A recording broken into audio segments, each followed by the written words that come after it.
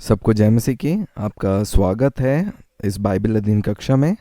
इस समय हम आखिरी 3 ऐतिहासिक पुस्तकों का अध्ययन कर रहे हैं। मेरी आशा है आपको याद है, पुराने नियम में कुल 12 हैं जो ऐतिहासिक पुस्तकें जिन्हें कहा जाता है। आखिरी की जो 3 हैं वो है एजरा, नेहेमिया और एस्तर। वो पुराने नियम के इजराइल के इतिहास के बारे में हमें बताती हैं। और पिछली कक्षा में हमने एजरा की पुस्तक का अध्ययन समाप्त किया था और आज की कक्षा में हम लोग शुरुआत करेंगे नेहेमिया की पुस्तक के अध्ययन का।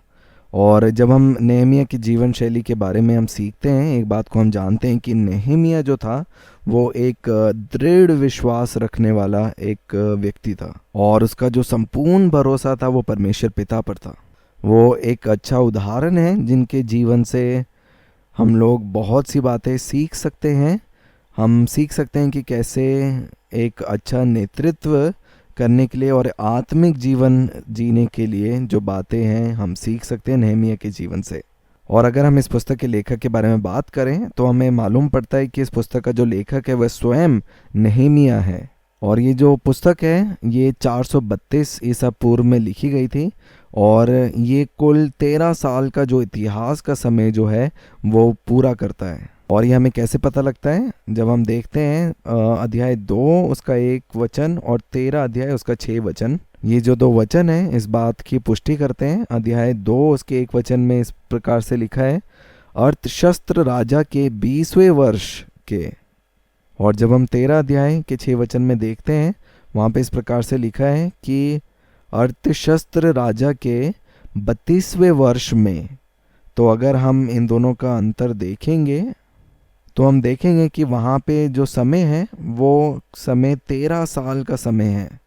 इसलिए नेहेमिया की जो पुस्तक है वो कुल 13 साल के इतिहास को जो है वो पूरा करती है, जिसकी पुष्टि हम 2 अध्याय और उसका 13 अध्याय में कर सकते हैं। और अगर हम इस पुस्तक के निर्माण के बारे में बात करें तो कुल मिलाकर इस पुस्तक में 13 अध्याय हैं। और जो चुनौती या फिर हम कह सकते हैं एक उद्देश्य नेहेमिया के सामने था, वो यरूशलेम की दीवारों का पूर्ण स्थापना करने के लिए वो उसे दिया गया था। क्योंकि जिस समय बेबीलोनियन लोगों ने हमला किया था, उन्होंने जो है मंदिर को जला दिया था यरूशलेम में और उनकी जो दीवार है उसे तोड़ डाला था। इसलिए जो मंदिर का पूर्ण निर्माण है वो जरुब्बाबेल के नेतृत्व में फिर से करा गया, जैसे हमने एजरा की पुस्तक में अध्ययन किया। और इस पुस्तक में हम सीखने के लिए मिलता है उस यरूशलेम की दीवारों का पूर्ण स्थापना के बारे में। और ये जो कुल 13 अध्याय हैं इनको हम 2 भाग में विभाजित कर सकते हैं। पहला भाग जो है वो 1 से 6 अध्याय तक है और 7 से जो 13 अध्याय हैं वो दूसरा भाग। पहला जो भाग है 1 से 6 अध्याय उसमें दीवारों के पूर्ण स्थापना के बारे में लिखा गया। और जो इसका दूसरा भाग है 7 से 13 अध्याय में, वहाँ पे हम देखते हैं लोगों का पूर्ण स्थापना या फिर पूर्ण आज्ञा देने के बारे में। और इसको कह सकते हैं कि इस भाग में उन लोगों को वापस से सही रीति में परमेश्वर के साथ रिश्ते में जुड़ने के लिए कैसे वो आज्ञा दी गई उसके बारे में हम इन भाग में, इन अध्यायों में हम देख सकते हैं। तो 2 भाग हैं, 1 से 6 अध्याय वो दीवार के पूर्ण निर्माण के बारे में और 7 से 13 अध्याय लोगों को पूर्ण स्थापित करने के लिए उस रिश्ते में परमेश्वर के साथ।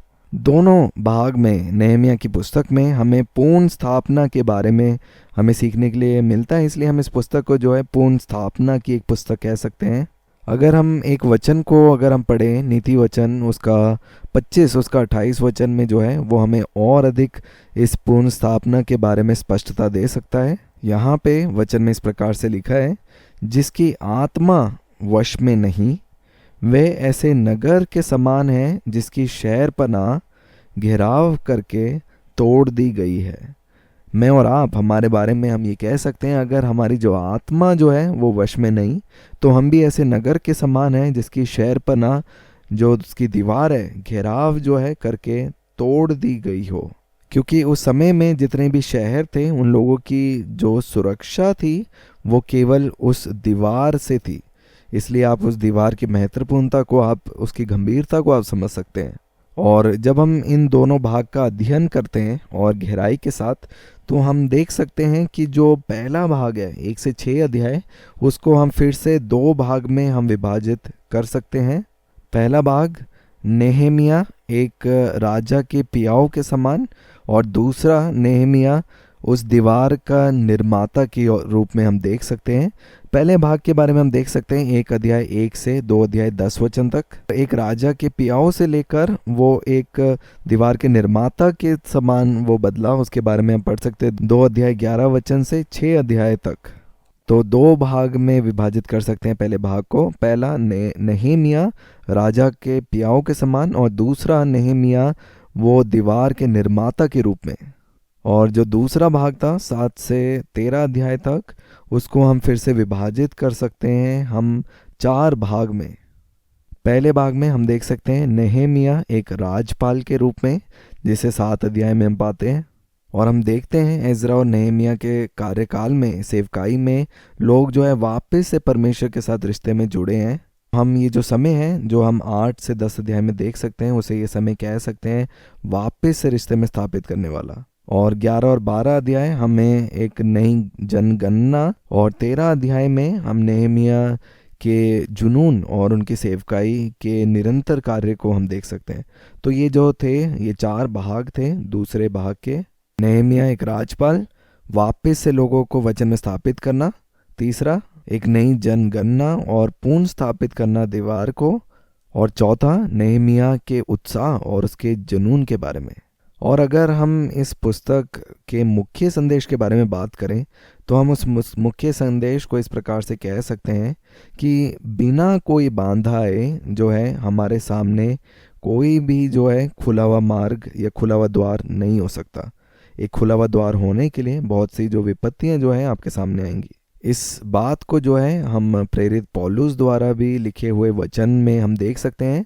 अगर हम पढ़े पहला कुरिन्थियों की पत्री उसका 16 अध्याय उसके 9 वचन में इस प्रकार से लिखा है, क्योंकि मेरे लिए वहाँ एक बड़ा और उपयोगी द्वार खुला है और विरोधी बहुत से हैं। देखिए लिखा है, मेरे लिए वहाँ एक बड़ा और उपयोगी द्वार खुला है और विरोधी बहुत से हैं। इसलिए अगर आपके सामने कोई द्वार खुला है परमेश्वर की ओर से, आप जो है वहाँ पे बहुत से विरोधियों को भी जो है देखने पाएंगे। और अगर हम इसे एक और अनुवाद में पढ़ेंगे तो वहाँ पे इस प्रकार से लिखा है कि मेरे सामने एक बड़ा और महान जो द्वार है वो खुला है और मेरे विरोध करने वाले बहुत हैं। इसलिए एक द्वार जो है मेरे और आपके लिए खुला है, वो सुसमाचार फैलाने के लिए एक अवसर है। लेकिन हम देखते हैं उसी समय हमारे जो विरोध करने वाले भी जो हैं वो बहुत से हैं। और इसीलिए हमें ये बात ज़रूरी जानना है कि नेहेमिया के मन में वो जुनून दिया गया कि वो वापस से आकर यरूशलेम में उस दीवार का पूर्ण निर्माण करें। लेकिन उस समय में नेहेमिया के जीवन में बहुत से विरोध और मुश्किलें उसके सामने आई। और इन सब बातों को ध्यान रखते हुए आइए हम अपना अध्ययन शुरू करेंगे। और हम पहला भाग देखेंगे जो है उस दीवार के पूर्ण निर्माण के बारे में। जैसे मैंने आपको बताया था, इस पहले भाग को हम 2 छोटे भाग में हम बांट सकते हैं। पहला नेहेमिया राजा के पियाओ के समान, और दूसरा नेहेमिया वो दीवार के निर्माता के रूप में। तो सबसे पहले हम पहला भाग देखेंगे 1 अध्याय 1 से 2 अध्याय 10 वचन तक। हम देखते हैं नेहेमिया जो था वो यहूदी गोत्र से था। और 2 अध्याय 5 वचन में नेहेमिया इस प्रकार से कहता है फारसी राजा से कि तू अपने दास से प्रसन्न हो तो मुझे यहूदा और मेरे पुरखाओं के कब्रों के नगर को भेज ताकि मैं उसे बनाऊं। तो इस वचन से हमें स्पष्ट होता है, जैसे लिखा है कि वो कहता है कि मेरे पुरखाओं के कब्रों के नगर में मुझे भेज। तो इससे हमें स्पष्ट होता है कि वो यहूदा गोत्र से है और हमें मालूम है कि वो टूटा हुआ है, इसलिए वो अनुरोध करता है कि वो वहाँ पे जाए और उस जगह को फिर से बनाए। और हम देखते हैं जो नेहेमिया का जन्म जो था वो एक दास्तव वाले देश में हुआ था, लेकिन वहाँ पे वो जो है वो एक बड़ा प्रभावशाली मनुष्य बना और वो जो है राजा का वो पियाऊ था। इसका 1 अध्याय 11 वचन इस बात को स्पष्ट करता है। वहाँ पे इस प्रकार से लिखा है, नेहेमिया लिखता है, मैं तो राजा का पियाऊ था। और ये जो स्थान था ये बहुत ही एक ऊंची पदवी वाला था और नेहेमिया अपने समय में जो एक बहुत ही प्रभावशाली एक व्यक्ति था। और नेहेमिया ने अपने भाई के द्वारा, हनानी के द्वारा वो बात को सुना था, जिसने यरूशलेम और यहूदा के बारे में जो है उनको नेहेमिया को बताया। और इसे हम वचन में से देख सकते हैं। अगर हम 1 अध्याय और उसका 2 वचन को पढ़ेंगे, वहाँ पे इस प्रकार से लिखा है, तब हनानी नामक मेरा एक भाई और यहूदा से आए हुए कई एक पुरुष आए तब मैंने उनसे उन बचे हुए यहूदियों के विषय जो बंधुआई से छूट गए थे और यरूशलेम के विषय में पूछा। और इसका जो उत्तर है हम अगले वचन में देख सकते हैं कि किस प्रकार से उसे वहाँ पे वो जवाब मिला। क्योंकि हम वचन में देख सकते हैं कि कैसे नेहेमिया ने अपने भाई हनानी से पूछा यहूदा के बारे में, और वो जो लोग वहाँ से बंधुआई से छूटकर वहाँ पे गए थे, और वो जो उत्तर उसे मिला गया हनानी के द्वारा, उसे हम देख सकते हैं 1 अध्याय और 3 वचन में इस प्रकार से वहाँ पे लिखा है। उन्होंने मुझसे कहा, जो बचे हुए लोग बंधुआई से छूटकर उस प्रांत में रहते हैं वे बड़ी दूर दशा में पड़े हैं, और उनकी निंदा होती है क्योंकि यरूशलेम की शहर पनाह टूटी हुई है और उसके फाटक जले हुए हैं। तो ये खबर जो है नेहेमिया को उसके भाई द्वारा मिली। और अगर आपके मन में ये सवाल है कि यरूशलेम की अवस्था कैसे हुई, तो उसका जवाब जो है पिछली कक्षाओं में हमने सीखा था। ये कार्य किया गया बेबीलोनियन के द्वारा। आप लोग हमारे अध्ययन को याद कर सकते हैं जो हमने पढ़ा था दूसरे राजा का, जब हम अध्ययन कर रहे थे। और वहाँ पे उस पुस्तक के अध्ययन में हम देख सकते हैं कि कैसे जब बेबीलोन के लोगों ने यहूदा के ऊपर जो है हमला किया, उन्होंने वहाँ के लोगों को दासता बनाया, और उस समय में कैसे उन्होंने वो मंदिर को जलाया और उसे तोड़ा, और मंदिर के साथ साथ जो यरूशलेम की दीवार थी उसको भी तोड़ कर जला दिया। उस समय में जैसा मैंने कहा था कि एक शहर की जो सुरक्षा थी वो केवल उसके दीवारों से और उसके द्वार से आती थी।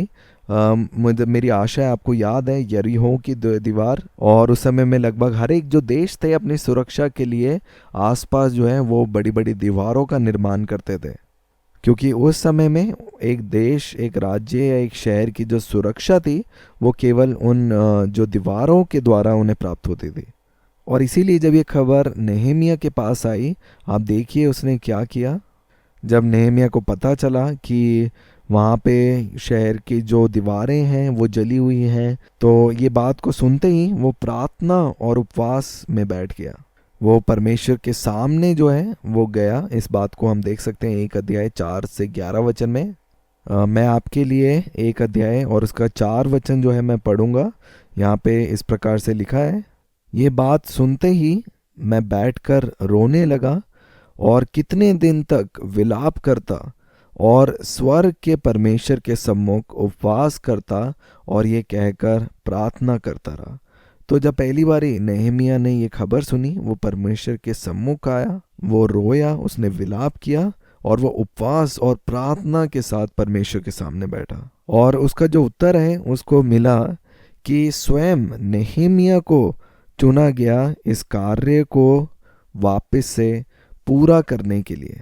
और जब नेहेमिया ने ये बात जो है परमेश्वर के सामने रखी, हम देखते हैं कि परमेश्वर ने इस कार्य को पूरा करने के लिए नेहेमिया की मदद सहायता करी। और हम देखते हैं वचन में लिखा है कि नेहेमिया ने इस प्रकार प्रार्थना जो है निरंतर 4 महीनों तक जारी रखी। जब हम वचन में पढ़ते हैं नेहेमिया ने प्रार्थना और उपवास रखा, वो केवल 1 या 2 दिन के लिए नहीं था, वो 4 महीने तक वो वैसे रहा। और ये कैसे पता चला हमें वो 4 महीने प्रार्थना में रहा? अगर हम वचन में पढ़ते हैं वहां से हमें ये बात सीखने के लिए मिलती है। 1 अध्याय 1 वचन में इस प्रकार से लिखा है, हकलिया के पुत्र नेहेमिया के वचन 20वें वर्ष के किस्लेव नामक महीने में, और ये जो है ये 9वां महीना है, ये यहूदी जो समय है उसके अनुसार है। और जब हम 2 अध्याय 1 वचन पढ़ते हैं वहाँ पे लिखा है, अर्थशस्त राजा के 20वें वर्ष के निसान नामक महीने में। तो ये जो है ये पहला महीना है जो अभी हम समय देखते हैं। तो अगर दोनों महीने में अगर हम अंतर देखें, जो किस्लेव और निसान महीने का है, तो हम अंतर को देखते हैं वो 4 महीने हैं। तो हमें यहाँ पे वचन से ये बात स्पष्ट होती है कि वो 4 महीने जो है परमेश्वर के सम्मुख वो प्रार्थना और उपवास में बैठे रहा। और जब उसे उत्तर मिला तो हम देखेंगे कि कैसे उसने इस बात को राजा के सामने प्रस्तुत किया, क्योंकि ज़रूरी था राजा के सामने इस बात को रखना, क्योंकि राजा जो है वो सारी सामग्रियाँ जो है वो उपलब्ध कराता। और इस बात को जो है हम देख सकते हैं वचन में से, अगर हम पढ़ें 2 अध्याय और उसका 2 वचन में, वहाँ पे इस प्रकार से लिखा है, तब राजा ने मुझसे पूछा, तू तो रोगी नहीं है, फिर तेरा मुंह क्यों उतरा है? ये तो मन ही की उदासी होगी। तो यहाँ पे हम देखते हैं कैसे नेहमिया जब राजा को जो है वो प्याऊ के रूप में जो है वो दाखरस दे रहा था, तो उसका जो चेहरा था वो उदास था। और उसका जो कारण है, राजा ने पूछा उदासी का कि तो क्यों उदास है, और उसके बारे में जो उत्तर नेहमिया ने राजा को दिया उसको हम 2 अध्याय और उसके 5 वचन में देख सकते हैं। वहाँ पे इस प्रकार से लिखा है, यदि राजा को भाए और तू अपने दास से प्रसन्न हो तो मुझे यहूदा और मेरे पुरखाओं की कब्रों के नगर को भेज ताकि मैं उसे बनाऊं।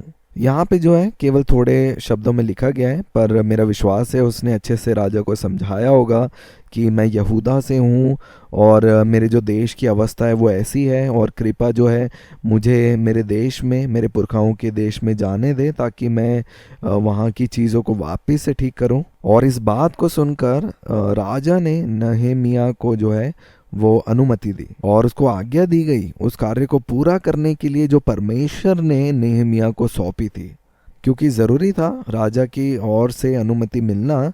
और ना केवल राजा से जो है अनुमति नेहमिया ने पाई, लेकिन परमेश्वर की ओर से जो दर्शन नेहमिया को दिया गया उसे पूरा करने के लिए वो जो पुष्टि थी वो भी राजा के द्वारा दी गई। और ये बात जो है हमें जानना ज़रूरी है। जो हमारा ये पहला भाग था जिसमें हम देखते हैं नेहमिया एक राजा के पियाऊ के रूप में। अभी जैसे हम कुछ यहूदी महीने हम लोग देख रहे थे, तो मेरा सवाल है आप लोगों से और मैं उत्साहित करना चाहता हूँ कि क्या आप लोग जानते हैं यहूदी जो महीने हैं, जो 12 महीने हैं, उनके नाम क्या क्या हैं? और अभी जो है मैं आपको ये 12 जो यहूदी महीने हैं उनके नाम जो है मैं आपको बताऊंगा। बाकी जितने जैसे कैलेंडर होते हैं जिसमें 12 महीने होते हैं, वैसे यहूदी कैलेंडर में भी 12 महीने होते हैं। लेकिन उनमें से एक असामान्यता जो हमें देखने के लिए मिलती है कि यहूदी कैलेंडर में वो लोग जो है 2 नए पर्व को, नए वर्ष को वो लोग मनाते हैं। वो दोनों दिशाओं से जो है वो उस दिन को देखते हैं। एक जो है उनका पवित्र वर्ष है और दूसरा उनका सामाजिक वर्ष। जैसे हमारे देश में जो है एक सामाजिक जो है वो वर्ष है और एक जो है व्यापारिक वर्ष भी है। और सबसे पहले जो है हम जो है वो पवित्र वर्ष के बारे में देखेंगे। अगर आपको याद होगा इतिहास जो हमने पढ़ा कि कैसे जब इजराइलियों ने फसह का पर्व मनाया, परमेश्वर के द्वारा ये आज्ञा दी गई थी कि उसके बाद, फसह के बाद जो वर्ष है यहाँ से जो है तुम्हारा जो है वर्ष वो आरंभ हो, क्योंकि वो समय तुम्हारा छुटकारा हुआ था। और ऐसे ही जो है वो पवित्र वर्ष की स्थापना की गई। और वैसे ही जो है फिर दूसरा जो सामाजिक कैलेंडर है उसी रीति से वो चलता रहा। और अगर हम पवित्र जो वर्ष है उसके महीने को देखेंगे वो इस प्रकार से है। पहला जो महीना है वो है निसान, दूसरा महीना जो है वो है ईयार, तीसरा है सिवान, चौथा महीना है तमुज, पांचवा महीना है अव, छठा महीना एलुल, सातवां जो है वो है तिश्री, आठवां जो है वो है केशवन, नौवां जो है वो है किसलेव, 10वां जो है वो है तेवेत, 11वां शेवेत और 12वां आदार। और जो सामाजिक वर्ष है यहूदियों का वो शुरू होता है 7वें महीने से जो है तिश्री। और जो पवित्र वर्ष है वो शुरू होता है निसान से। और ये जो बातें थी ये आप लोगों के लिए एक सामान्य ज्ञान की तरह थी यहूदी लोगों के बारे में कि कैसे यहूदी पवित्र वर्ष है, कैसे सामाजिक वर्ष है और उन महीनों के क्या नाम है। मेरी आशा है आज का अध्ययन जो है आपने अच्छे से समझा है। ये जो है पूरा करता है पहले भाग के अध्ययन में, जिसमें हम देखते हैं नेहमिया राजा के पिलाओ के रूप में। यहाँ पे हम अपनी कक्षा को समाप्त करेंगे और आगे के अध्ययन को हम लोग जारी रखेंगे हम अपनी अगली कक्षा में। आप सबका धन्यवाद सुनने के लिए। परमेश्वर पिता आप सभी को आशीष दे।